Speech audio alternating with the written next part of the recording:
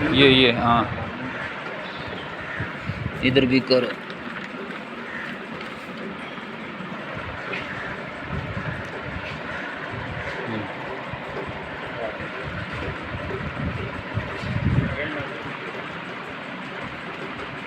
अस्सलाम वालेकुम। ये हमारे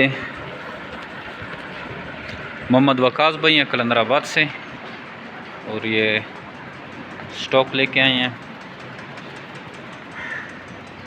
ये आप देख सकते हैं, ये हैं और ये हैं।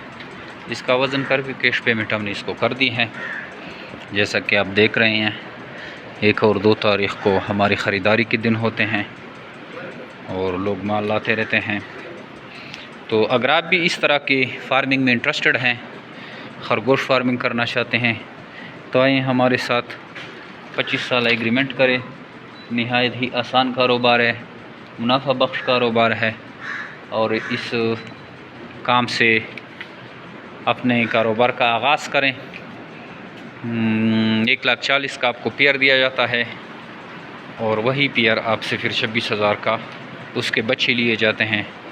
इस तरह हमारे मीट की भी एग्रीमेंट है, 1/2 भी एग्रीमेंट है, काफ़ी सारे हैं। तो आप इनमें से किसी एक एग्रीमेंट को चूज़ करें और अपने कारोबार का आगाज़ करें। थैंक यू, अस्सलाम।